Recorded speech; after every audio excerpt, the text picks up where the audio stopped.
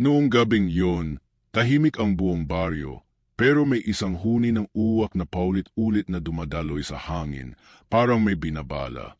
Sa ilalim ng mapuputlang ilaw ng buwan, may isang lalaking nakaupo sa tabi ng ilog. Malalim ang iniisip. Nanginginig ang mga kamay habang yakap-yakap ang isang napakaliit na sanggol. Ang balat ng bata ay malamig. Ang paghinga nito ay mahina. At sa likod nila, may isang aninong nakasilip mula sa kadiliman. Si Lando, isang maglolong, ang pangunahing bida ng kuwentong ito. Isa siyang simpleng mamamayan sa bayan ng Sisumabanga, kilala sa paggawa ng tambo, ng alulong, ng mga gamit mula sa balat ng hayop. Tahimik ang kanyang buhay, pero puno ng sugat ang kanyang nakaraan. Bata pa lang siya, ulila na. Ang ina, pinaniniwala ang kinain ng aswang.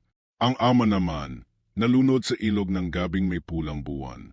Simula noon, sa kanya na nakadikit ang malas ng kanyang apelido. Halos lahat umiwas sa kanya. Tanging ang matalik niyang kaibigan na si Pido ang nanatili sa kanyang tabi. Si Pido na laging may bawang biro at kap sa umaga. Ano na naman niyang iniisip mo diyan, Lando? Sabay abot ni Pido ng tinapay habang sila'y nakaupo sa gilid ng bandok, tanaw ang buong baryo. May nararamdaman akong kakaiba sa hangin, sagot ni Lando. Parang may paparating. Teka, hindi ba't ganyan ka rin noong isang linggo? Baka naman gutom ka lang. Ngunit totoo ang nararamdaman ni Lando. Simula pa noong nagsimula ang buwan ng tag-ani, may kung anong pagbabago sa paligid. Ang mga manok sa likod bahay, isa-isang nawawala. May mga kuting na natagpuang tuyot at walang dugo. At ang pinakakakaiba, may batang nakita sa kagubatan, hubot-hubad at walang alaala kung sino siya. Iyon ang batang iyon, ang sanggol na inyakan sa ilog noong unang gabi. Isa matandang babae ang nagbigay sa kanya nito. Halos humihingalo sa pagod at takot. Ilayo mo siya, bago pa mahuli ang lahat. Bulong na matanda bago ito biglang tumakbo, papalayo at hindi na muling nakita. Sa simula, inakala ni Lando na ang bata ay iniwan ng ina, isang ulilang anak ng trahedya. Pinangalanan niya itong Ibo, hango sa tunog ng unang iyak nito. Kakatuwa, si Ibo ay mabilis lumeki. Sa loob lamang ng isang linggo, parang isang taon na agad ang itinaas sa leki. Hindi marunong ngumiti ang bata. At bawat gabi, palagi itong gising, nakatitig sa isang sulok ng silid, tila may kausap na hindi nakikita. Baka naman multo lang yan, bero ni Pido minsan, pero ramdam ni Lando ang kilabot sa boses ng kaibigan. O baka hindi siya tao. Isang gabi, may nangyaring hindi inaasahan.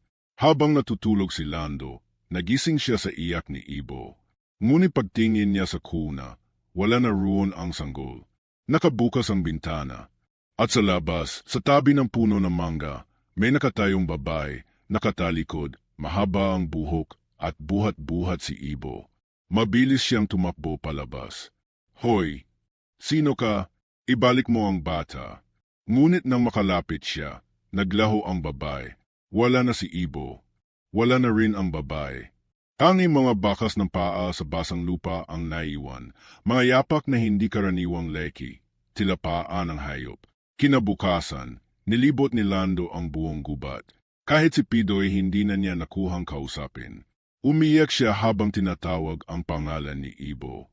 Nang malapit na siyang sumuko, may narinig siyang hikbi mula sa ilalim ng isang punso. Nilapitan niya ito, at doon, nakita niyang muli ang sanggol. Hubot-hubad, may dugo sa gilid ng labi. Ngunit buo at buhay. Sa likod ng punso, may nabaling sanga. At sa dulo nito, isang piraso ng balat ng tao o ng kung ano man. Mula noon, hindi na mapakali si Lando. Ano ba talaga ang sanggol na ito? Tao ba siya o nilalang? Isang gabi, nagkasayahan ang buong baryo. May pista, may inuman. Si Lando, tahimik lang sa isang sulok, buhat-buhat si Ibo. Ngunit habang tumatagal ang gabi, napansin ng mga tao ang kakaibang kilos ng bata. Hindi ito natutuwa sa musika.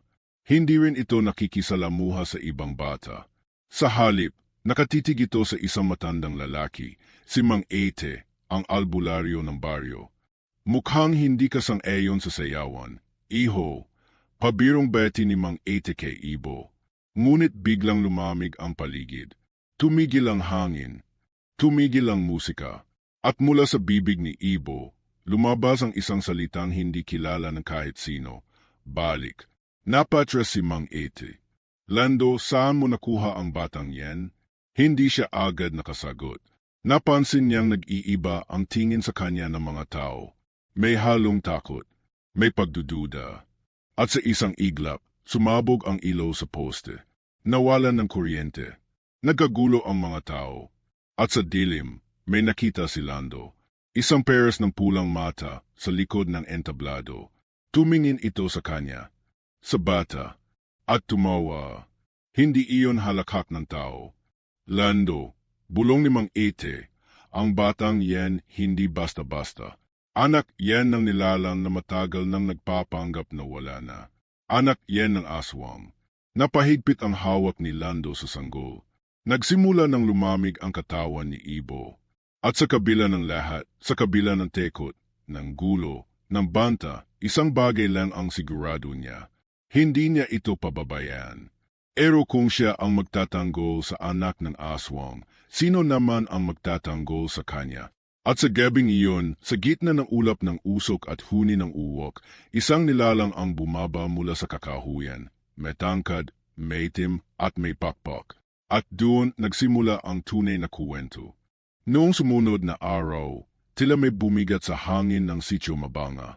Ang mga tao ay hindi na makatingin ng diretso kay Lando. Ang mga dating kakilala kumor, umiwas ng tingin, binubulong ang pangalan niya na may takot at pagdududa. Peti ang mga bata, dumidikit na lang sa kanilang mga ina kapag siya'y dumadaan.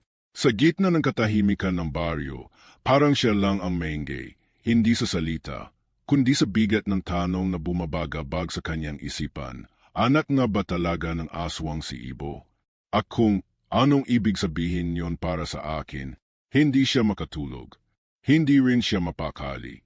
Aulit-ulit niyang inalala ang gabing nakita niya ang pulang mata sa entablado, ang tinig ni Ibo na parang hindi boses ng sanggol. At ang pinakanakakakilabot, ang sinabi ni Mang Ate. Hindi niya malaman kung alin ang mas nakakatakot, ang posibilidad na may halimaw sa loob ng kanyang anak o ang idea na baka isa rin siyang bahagi ng mundong yon. Pagkauwi niya sa barong-barong, nadetnan niya si Pido na naghihintay sa labas. May dalang mainit na lugaw at sabaw na manok. Pering Lando, mahinang sabi ni Pido, hindi na normal ang mga nangyayari. Pero alam kong hindi ka masama. Hindi mo pinili, too. Pero baka panahon na malaman mo ang totoo.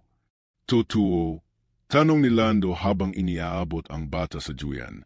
Anong totoo, Pido? Ang nanay mo, umupo si Pido sa baito, may sinasabi ang matatanda noon na hindi siya karaniwang babae. Nagaling siya sa lahi ng mga bantay sa pagitan ng liwanag at dilim.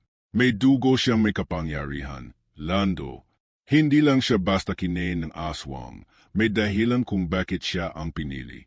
At ikaw, baka ikaw ang natirang tagapagmana. Hindi makasagot si Lando.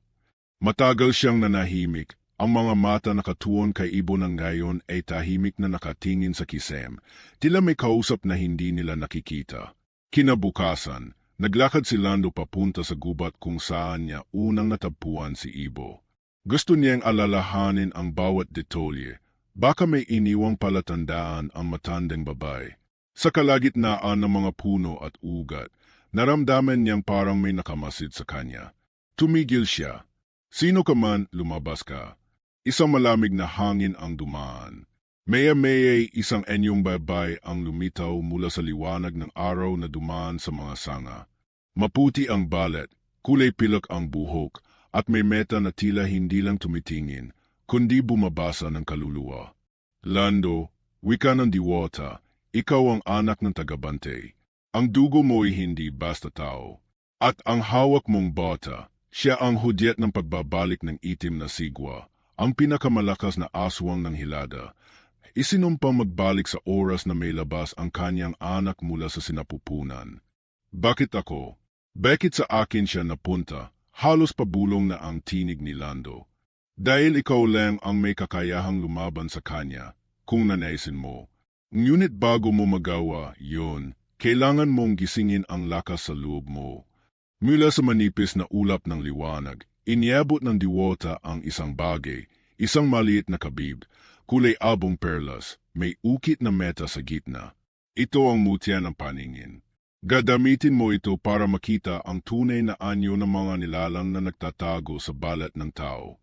Ngunit mag-ingat ka, sa sandaling gamitin mo ito, wala ka nang babalikan. Ang dating mundo mo'y hindi na magbabalik sa dating. Hindi agad tinanggap ni Lando ang mutya. Hindi ko alam kung kaya ko. Hindi ko rin alam kung dapat ba talaga akong makialam. Ang pag-iwas, wika ng diwata, ay isa ring pagpili. Ngunit sa bawat pag-iwas mo, lumalakas ang sigwa. At sa bawat araw na lumilipas, mas napapalapit ang anak sa kanyang tunay na anyo. Pagkaalis ng diwata, uwi agad si Lando sa kanyang kubo. Hindi siya nagsalita. Hindi rin siya agad kumilos. Ilang oras siyang nakaupo sa tabi ni Ibo, pinagmamasdan ang maamong mukha nito. Paano niya kayang tanggapin na ang batang minahal niya na parang sariling dugo ay maaaring maging panganib sa lahat ng tao? Lumipas ang ilang araw, sinimulan niyang bantayan ang mga kilos ni Ibo. Napansin niyang hindi na ito umiyak sa gabi. Bakus, tumatayo ito minsan sa juyan at nakatitig sa labas ng bintana. Minsan, nagising si Lando at nakita ang bata sa harap ng pintuan, nakatayo sa dilim at nagsasalita ng lengguweheng hindi niya alam. Nang lapitan niya, biglang tumahimik si Ibo at tila wala itong maalala. Si Pido, sa kabila ng takot, nanatiling kasama ni Lando. Kahit ano pa, Yen, anak mo na Yen. At ako, kaibigan mo pa rin. Isang gabi, habang nasa bangin si Lando, hawak ang mutya, dumating si Mang Ete. May dalang baston, may bawang babala. Alam ko na ang hawak mong bata. At alam ko rin kung anong ibig sabihin ng mutyang Yen. Lando, hindi lang basta anak ng aswang ang alaga mo. Siya ang tulay para sa pagbabalik ng hari ng mga anino. Kung hindi siya mapipigilan bago magbilog ang 3 buwan, mawawala na ang harang sa pagitan ng ating mundo at ng kanilang mundo. Anon kailangan kong gawin? Ihanda ang sarili mo. Hindi sapat ang lakas ng loob. Kailangan mo matutong gumamit ng liwanag sa loob. Isang kapangyarihang hindi lahat ay binibiyayaan. Sa ilalim ng malamlam na buwan, inanggap ni Lando ang unang hakbang. Magsisimula na ang kanyang pagsasanay, hindi bilang tagapangalaga ng isang sanggol, kundi bilang huling bantay ng liwanag. Ngunit ang hindi niya alam, may isa pang nilalang na nagmamasid sa kanya mula sa malayo. Isang matandang babae, may balingkas ng anino, at isang ngiting pun ng paghihiganti. Hindi mo na siya matatakasan, Lando, bulong ng hangin. Dugo mo, dugo rin namin. Mula ng gabing iyon, tila bumigat lalo ang mundo ni Lando. Hindi lang dahil sa kinakaharap niyang panganib, kundi sa unti-unting pagbukas ng mga sugat na matagal na niyang ibinaon. Sa bawat paghinga niya, bumabalik ang alaala ng kaniyang ina, kung paanong sinigawan siya ng mga tao habang inaakay palabas ng kanilang bahay, habang hawak nito ang sanggol niyang katawan, at kung paanong sumiklab ang apoy sa kanilang tahanan. Sabi ng mga tao, sinumpa raw ang nanay niya, na aswang, na hindi dapat kinukop ng kahit sinong tao. Pero hindi ganoon ang pagkakakilala ni Lando sa kanyang ina. Sa murang edad, naranasan niya ang init na yakap nito, ang haplo sa tuwing may lagnat siya, ang halik tuwing siya'y natatakot sa kulog. Kung tutuon ngang halimaw siya, bakit ganoon siya magmahal? Ngayon, tila umikot na muli ang kapalaran. Sa nang gayon ang pinaghihinalaan, kinatatakutan, iniiwasan. At ang batang si Ibo, gaya rin ng dating niyang sarili, ay nababalot sa mga tanong at pangamba. Kaya ko pa ba ito? Tanong niya sa sarili habang pinagmamasdan ang batang himbing sa juyan, ang mukha'y payapa. Ngunit sa gabi tila ibang nilalang. Sa mga sumunod na araw, napansin ni Lando ang pagbabago sa paligid. Ang mga alitap-tap sa gabi, biglang nawala. Ang mga aso sa baryo, teho ng teho sa di may paliwanag na direksyon. Minsan, habang hinuhugas niya ang kanilang mga gamit sa ilog, may aninong dumaan sa likuran niya, pero paglingon niya ay wala namang tao. Isang gabi, habang papauwi siya mula sa gilid ng bukirin kung saan sa nagpapraktis ng ilang ritual na itinuro ni Mang Ete, napansin niya ang mga ibon, lahat nakatingala, hindi kumikibo, para bang may inaabangan sa langit. Bigla na lang himangin, malamig at metalim. At sa punong malapit sa kanya, may boses na bumulong.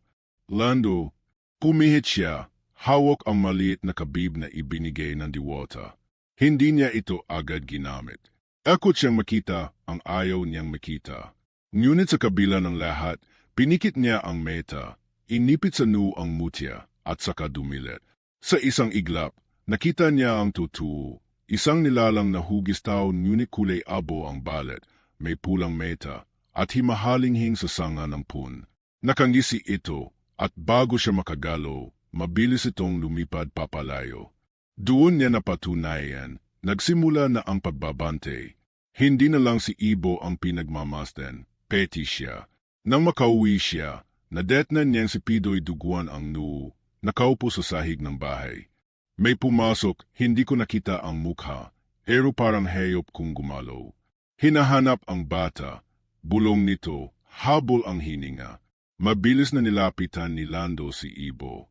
Ligtas ito, pero umiiyak, at may mga itim na marka sa braso, mga parang kuko.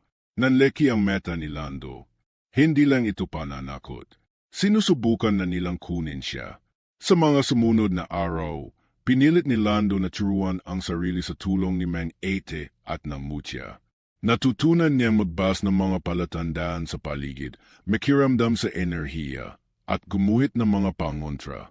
Ngunit kahit anong tapang ang ipakita niya, sa loob-loob niya'y may takot pa ring hindi niya malampasan. Isang gabi, habang pauwi mula sa paglalagay ng mga anting-anting sa paligid ng bahay, miling bumalik sa isip niya ang tanong, bakit ako? Bakit ako ang napiling tagapangalaga ng batang ito? At doon, bumalik ang kirot na matagal na niyang kinalimutan, ang gabing pagkatapos masunog ang kanilang bahay.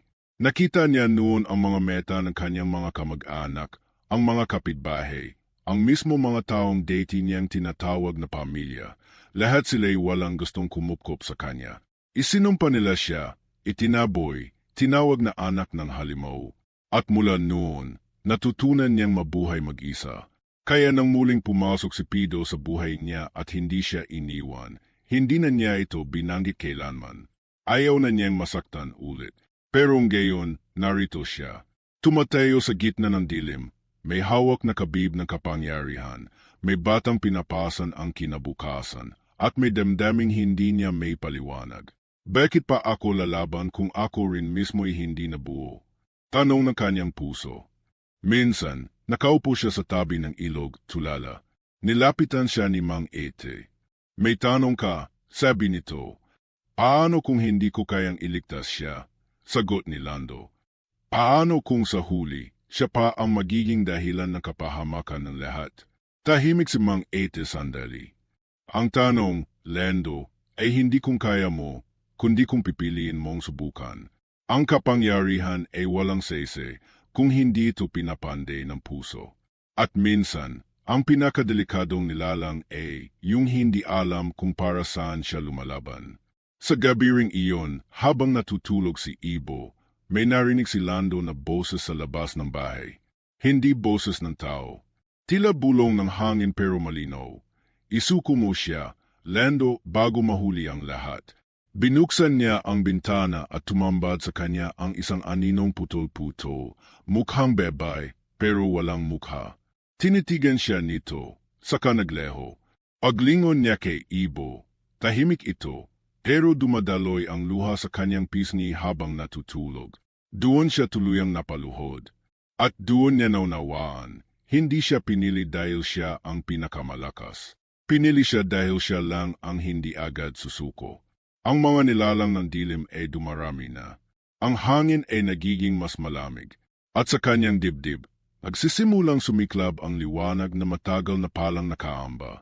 ngunit kailanman ay hindi pa niya tinatanggap. Ang tanong na lang ngayon, lumipas ang mga araw na parang palaging gabi. Kahit pasikat ang araw, pakiramdam ni Lando'y parang laging may aninong sumusunod sa kanya. Minsan, habang nag-iigib siya ng tubig sa ilog, bigla na lang lilitaw ang mga isdeng pete, palutang-lutang, walang sugat pero wala ring dugo. Tuwing umaga, makikita niya ang mga damong paligid ng bahay nila, suyot at parang sinunog. At gabi-gabi, halos sabay-sabay, palaging may dumadaang hangin na may dalang amoy na hindi niya may paliwanag, parang dugo at asupre na pinaghalo. Lalong lumalakas ang presensya ng kalaban. Ang paligid ay tila nahihirapang himinga. Ang mga ibon, hindi na lumilipad. Ang mga kuliglig, tumigil sa pag-ingay. At ang mga meta ni Ibo, unti-unti nang nagbabago, hindi pa lubos, pero may mga sandaling nagiging dilaw ang piti nito, lalo na kapag siya'y natutulala sa gabi o imiyak ng walang dahilan. Si Lando, kahit pagod at puno ng tanong, patuloy na nag-iensayo. Kasama niya si Pido, na kahit may tekot ay hindi bumibitaw. Pareho silang may sugat sa loob, si Lando mula sa nakaraan, si Pido mula sa pagkalugmok ng sariling pamilya. Minsan, habang nagsusulat sila ng mga anting-anting sa kahoy, napahinto si Pido at biglang nagsalita. Naalala mo, Per, noong una tayong natutong magtago sa ilalim ng lemesa kapag umuulan na malakas. Tanong nito, nakangiti pero baka sa meta ang bigat. Para tayong mga batang duwag, sagot ni Lando. Akala natin, kapag tumakbo tayo't nagtago, ligtas na agad tayo. Pero ngayon, kahit saan tayo magtago, sinusundan tayo ng dilim, sagot ni Pido, saka napatingin sa malayo. Hindi na tayo bata, Lando. Pero aminin mo, natatakot ka pa rin. Tahimik si Lando. Hindi niya kayang magsinungaling. Natatakot siya, hindi lang sa aswang, kundi sa posibilidad na mawalan ulit ng mahal, na mawalan ulit ng tiwala. Nasa dulo ng lahat ng ito, wala rin siyang mailigtas, kahit ang sarili niya. Tuwing gabi, ginagawa niya ang mga pangontra. Pinapalibutan ang bahay ng jurog na asin, langis at halamang tinuro ni Mang Ete. Naglagay siya ng mga palawit sa mga bintana, mga petak ng dugo mula sa itim na manok na alay kay Apo Banwa, ang espiritong tagabante ng hangganan ng mundo ng tao at ng dilim. Pero kahit gaano pa kadaming ritual ang gawin niya, hindi na mabura ang kaba sa dibdib niya, lalo na't parang palapit na ng palapit ang mga meta ng kalaban. Isang gabi, habang tahimik na nag-eeyo si Lando sa labas ng bahay, bigla niyang narinig ang iyak ni Ibo. Hindi ito karaniwang iyak, malalim, parang tinig na matandang lalaking umiyak mula sa loob ng katawan ng bata. Mabilis siyang pumasok at sa paglapit niya sa Juyen, may nakita siyang itim na usok na umikot sa ibabaw ng bata. Nang tinangka niya itong abitin, nasunog ang balat ng kamay niya, parang umepoy kahit walang apoy. Hindi na ito basta babala, sabi ni Mang Ete kinabukasan. Pumapasok na sila sa harapan ng pinto. Hindi lang nila gusto si Ibo. Gusto nilang gamitin ang bata para tuluyang baksan ang daanan. Anong daanan? Tanong ni Lando. Ang lagusan sa ilalim ng gubat ng limbaan, kung saan ikinedena noon ang hari ng anino. Isang nilalang na hindi lang kumakain ng laman, kundi na alaala. Kapag siya'y muling nakalaya, mawawala ang liwanag ng lahat ng naiwan sa mundo. Napaupo si Lando. Hindi niya alam kung kaya pa niyang tanggapin ang bigat ng sinasabi sa kanya. Ang isang batang kinolingan niya, ang tanging nilalang na minahal niya tulad ng anak, ay maaaring maging susi ng pagbagsak ng sangkatauhan.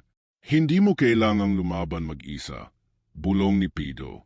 Pero kung iwan mo to, baka wala ng iba pang lalaban.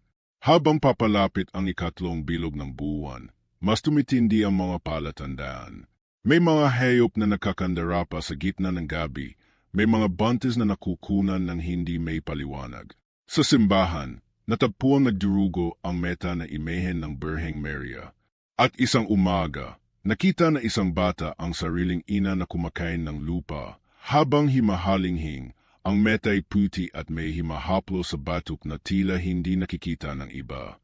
Sa kabila ng lahat, nanatiling tahimik ang mga matatanda ng baryo. Ayaw nilang tanggapin ang totoo.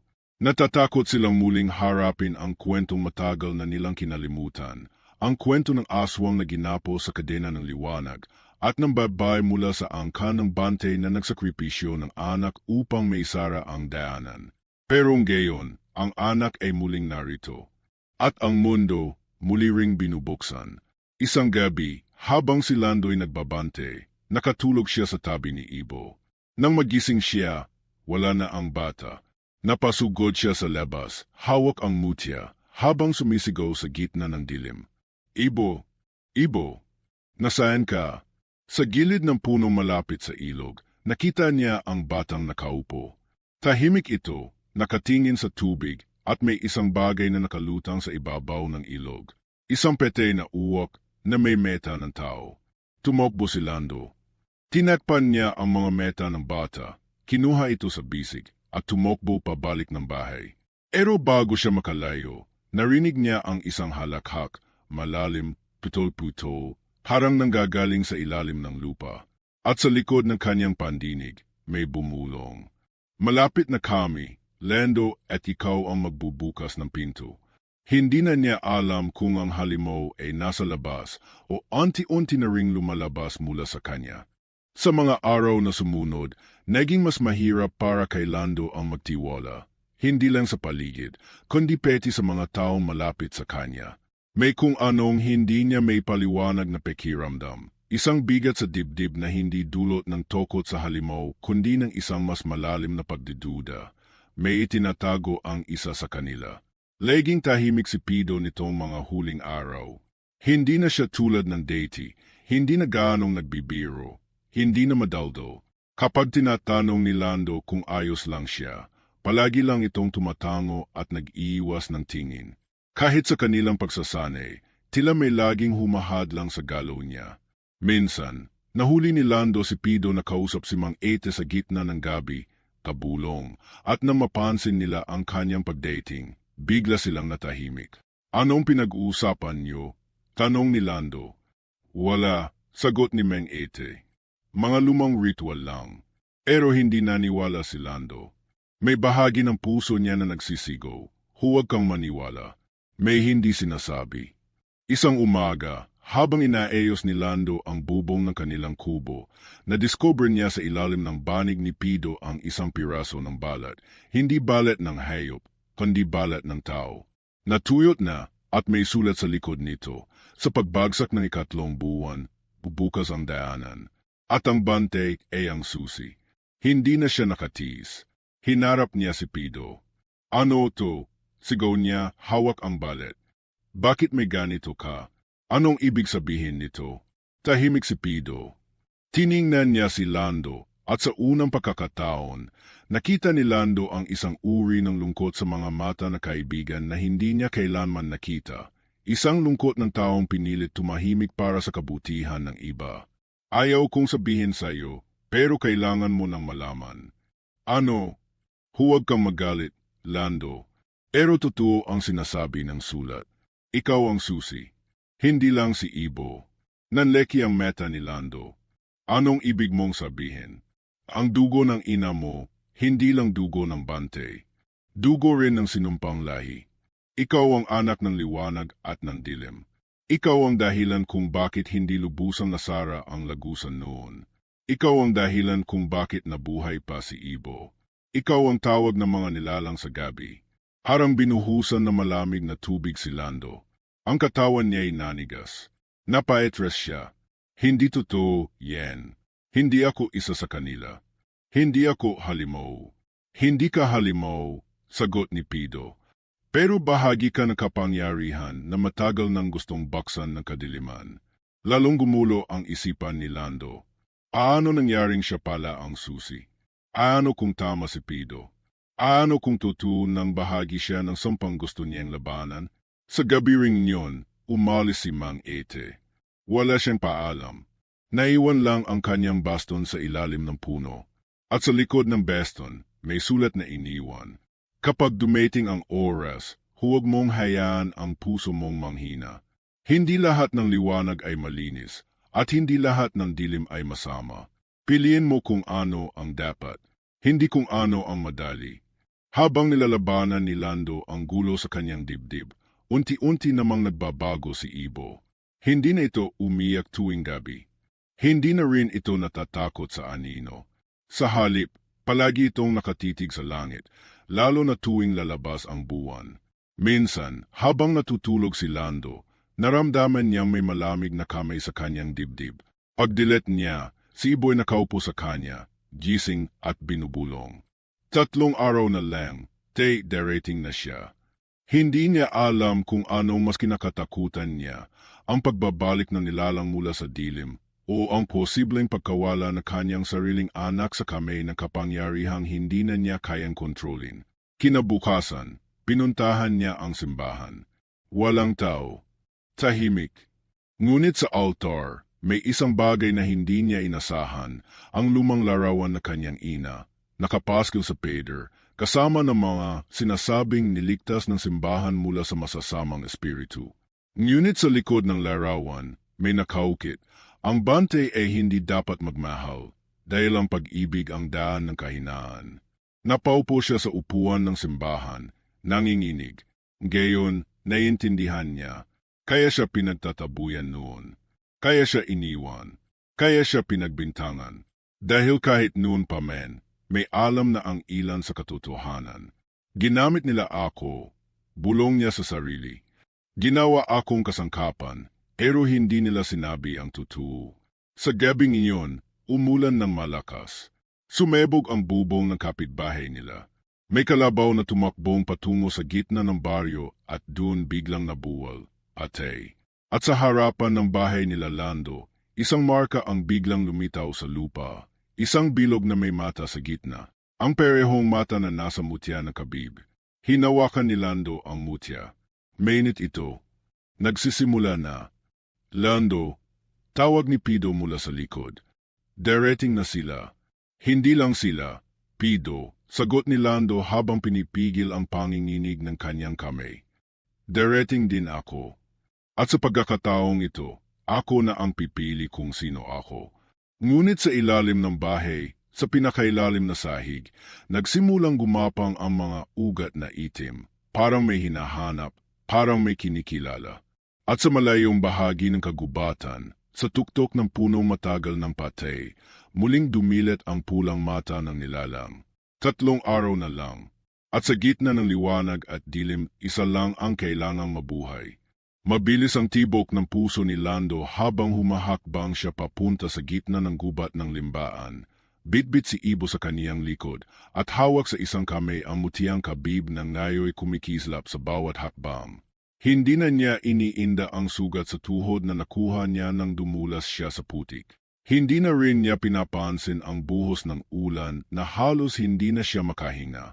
Ang isang bagay lang na malinaw sa isipan niya ay ito na ang wakas ng lahat ng katanungan, lahat ng takot at lahat ng lihim.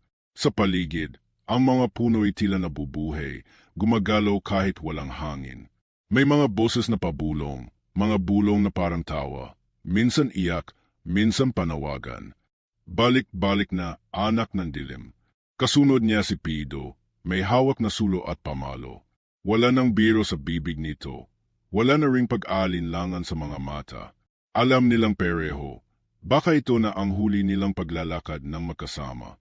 Pagdating nila sa mismong gitna ng gubat, bumukas ang lupa.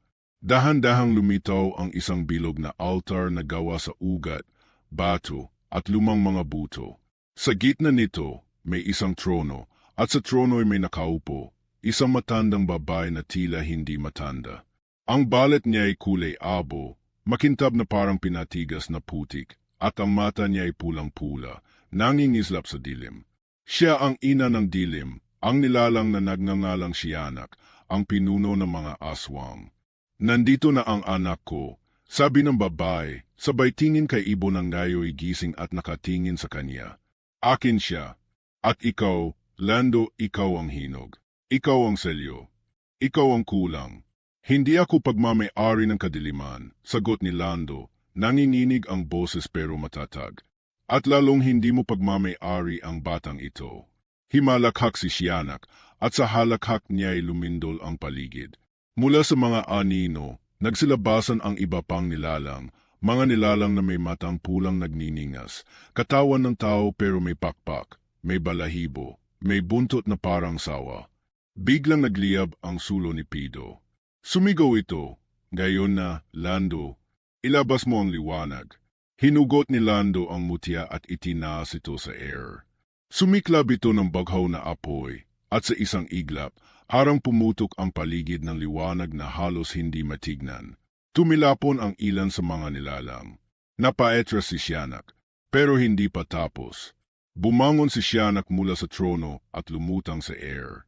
Mula sa kanyang katawan, lumabas ang mga aninong parang ulap, bumalot sa paligid, tinatakpan ang liwanag ng mutya. Hindi sapat ang liwanag mo, Lando, anya, dahil kalahati mo, sa akin. Napatigil si Lando. Sumakit ang ulo niya. Mga alaala ng kanyang pagkabata, ng kanyang ina, ng gabi ng sunog, lahat ay bumalik, lahat ay parang sinasakal siya. Naging isa kang bante, pero nilikha ka bilang tulay. Lumapit si Pido at hinawakan siya sa balikat. Lando, huwag kang maniwala. Alam ko kung sino ka. Hindi ka nila hawak. Hindi ka nila kayang gamitin kung hindi mo sila papayadan. Napaluhod si Lando, pero hindi siya bumitaw sa mutya. Sa halip, inilapit niya ito sa dibdib ni Ibo. At doon nagsimulang lumiwanag ang bata. Hindi mata, hindi balet, kundi mismong loob. Mula sa kanyang puso, lumabas ang baghaw na liwanag na malinis, tahimik at matapang. Si Ibo hindi lamang anak ng dilim. Isa rin siyang tagapagdala ng balance. Nagngalit si Sianak. Hindi siya dapat magkaroon ng kapangyarihan sa liwanag. Sinugod niya si Lando, lumipad pababa na parang isang buwitre. Ang kamay ay may mga kuko na parang bakal. Ngunit bago siya makaabot, tumalon si Pido at hinarangan ang atik, gamit ang sarili niyang katawan. Isang iglap, isang sigaw, isang pagbagsak. Pido, sigaw ni Lando, lumuhod sa tabi ng kaibigan. Duguan ito. Nakangiti pa rin, kahit namumutla. Bulong ni Pido, kaya mo yan. Hindi kita iniwan noon, at hindi rin kita iiwan ngayon. Hawak ang katawan ng kaibigan. Tumayo si Lando. Hindi na siya ang Lando na takot. Hindi na siya ang Lando na pinagdududahan ang sarili. Siya nang ngayon ang bante, hindi dahil sa dugo, kundi dahil sa pagpili. Itinaas niya muli ang mutya. Ngunit sa pagkakataong ito, pinagsama niya ang liwanag ng mutya at ang lakas ng puso. Isang putok ng enerhiya ang lumabas mula sa kanya at kay Ibo. Kumalat ito sa paligid. Winasak ang mga anino, sinilaw ang nilalang ng dilim. Si Sianak ay nagsimulang sumigaw, unti-unting natutunaw sa liwanag. Hindi pa ito tapos. Hindi ako mawawala hanggat may dilim sa puso ng tao. At saka siya nawala, kasama ang mga nilalang, kasama ang ulap, kasama ang boses. Tahimik, ulan lang ang naririnig. Si Lando, nakaluhod, yakap si Pido na wala ng hininga. Si Ibo, nakaupo sa tabi nila, tahimik na tumutulo ang luha. Akala ni Lando, tapos na. Pero habang papalabas sila ng gubat, may isang nilalang na tumambad sa landas. Isang babae, mukhang tao, may dalang sanggol. Lando, bulong ng babae, hindi ikaw ang huling bante. At hindi lang isang bata ang anak ng dilim. At sa kaniyang kamay, isa pang mutya. Kulay pula. Tumigil si Lando. Tumingin kay Ibo. Tumingin sa langit. Ang digmaan ay hindi pa pala tapos. Nagsisimula pa lang. Tahimik ang daan pauwi. Wala na ang mga anino. Wala na ang ugong sa hangin, ang bulong sa dilim. Pero ang puso ni Lando ay mabigat, higit pa sa anuman. Nakaupo siya sa tabi ng maliit na hukay sa likod ng lumang bahay ni Mang Tino, kung saan inilibing nila si Pido, ang tanging kaibigan niyang naniwala sa kanya hanggang huli. Walang sermon, walang dasal. Isang simpleng beto lang bilang tanda sa puntod nito, may nakaukit na mga salitang siya mismo ang nagsulat, para sa kaibigang hindi kailanman umetras. Tahimik na lumapit si Ibo, hawak pa rin ang baghaw na mutya. Wala itong imik, Pero tumabi siya kay Lando at sabay silang tumingin sa langit. Maliwanag ang araw, parang wala lang nangyari. Pero sa loob nila, may sugat na hindi madaling magilom. Bakit siya ang nawala? Mahina pero malinaw ang tanong ni Ibo. Hindi agad nakasagot si Lando. Napakagatlabi siya. Gusto niyang sabihin na parte, yon ang kapalaran, na may dahilan ang lahat. Pero hindi niya kayang bikasin ang kahit anong kasinungalingan sa batang ito. Kaya tumango lang siya. Dahil minsan, Ibo, ang kabayanihan ay hindi sigaw. Tahimik ito. At masakit. Lumipas ang mga araw. Unti-unting bumalik sa normal ang buhay sa baryo.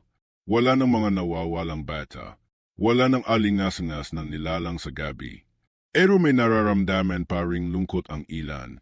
Kahit hindi nila alam kung bakit, para may umaulis na hindi nila kilala, pero mahalaga. Si Lando, bumalik sa pagiging mangingisda, pero hindi na siya ang dating Lando. Sa tuwing sumasagwan siya, dala niya ang mutya sa isang supot na tela, laging kasama, laging paalala.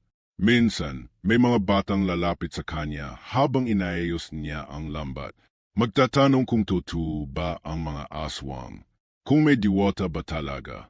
Kung totoo bang may taong kayang magsalba ng buong baryo? Gumingiti lang si Lando. Mas totoo ang kabutihan, sagot niya, kapag pinili mo ito kahit mahirap. Dumating ang panahon na unti-unti nang natutong magsalita si Ibo. Hindi na rin siya takot matulog mag-isa. Pero gabi-gabi, bago matulog, tinatawag pa rin niya si Pido, mahina, tarang bulong sa hangin. At minsan, sa katahimikan ng gabi, tila may sumasagot sa hangin, isang pamilyar na tawa, o hini ng ibon na tila may nakatagong mensahe. Isang araw, habang naglilinis si Lando ng bangka, may dumating na matandang babae. Payat, may balabaw, at may dalang baston. Di siya taga roon. Pero may aura siyang kakaiba, hindi nakakatekot, pero malalim. Lando, sabi ng babae, kilala kita. Kilala ko rin ang pinagmulan mo. Napakunot no si Lando. Sino po kayo? Isang tagabante. Matagal ko nang inaabangan ang oras na to. Yung gayarang sinimulan mo, hindi pa tapos. At yung mutya sa iyo, ay isa lang yan sa 7 piraso. Nanleki ang meta ni Lando. 7 mutya, tumango ang matanda. Bawat isa, binabantayan ng mga piniling tagapagmana. Isa ka na roon. At si Ibo, hindi lang basta anak ng dilim. Isa siyang tulay ng 2 mundo. Saglit na katahimikan. Tumingin si Lando sa direksyon ng bahay, kung saan naglalaro si Ibo, masaya, inosente. Ayaw na niyan ibalik ang bata sa panganib. Pero alam niyan hindi niya ito matatakasan. Anong ibig mong sabihin?